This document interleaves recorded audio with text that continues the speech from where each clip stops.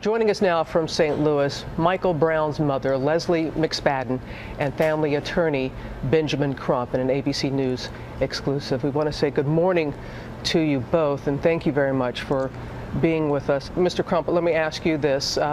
What has been the reaction from the family with these results that are now known? It's been very, very troubling. They answer some questions, but yet they offer many more.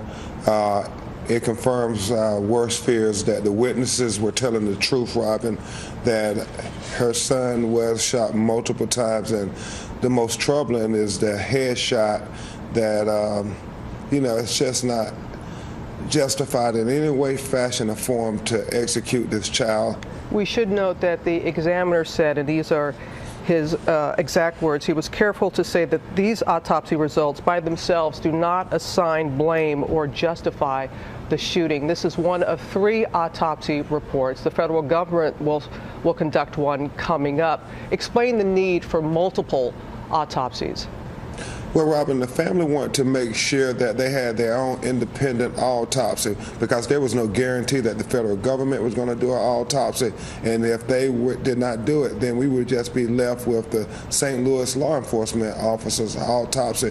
And Lesley nor Mr. Michael Brown Jr. wanted to rely on the same police department that executed her child in broad daylight. So there was the need to have an independent autopsy. And this independent autopsy showed that he was shot in his head, his eye, his arm, his hand. And it was very troubling to this family, so they had to get the truth out. Lesley, to hear what you are saying and what the preliminary results have shown. On Friday morning, we spoke with the governor of Missouri. We also spoke with the police chief of Ferguson. This was following a peaceful night, Thursday night, in Ferguson. But then on Friday, they released the name of the officer. They also, Lesley, released the security camera video of your son. Were you aware that of that video and that they were going to release it at that time?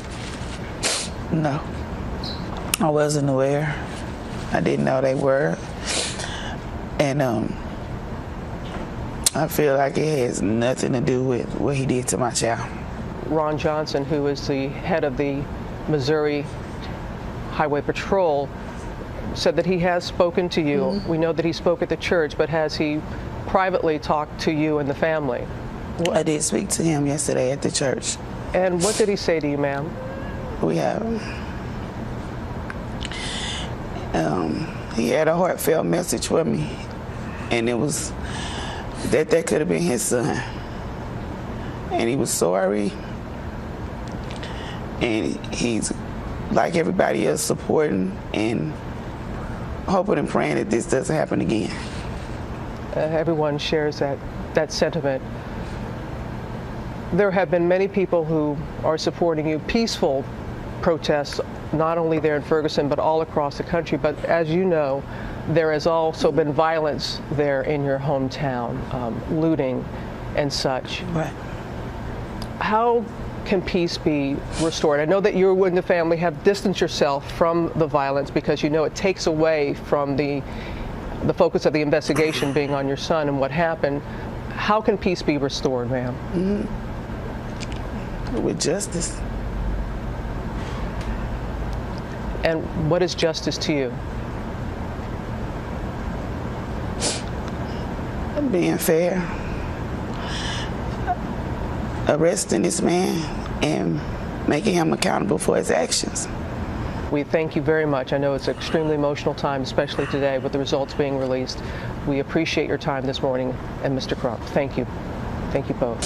Thank you. And the mother asked not to be, the questions of the autopsy to be directed to her. It was, you could see how painful it was for her. So painful. And they're going to have a press conference later this morning. Okay, Robin, thanks.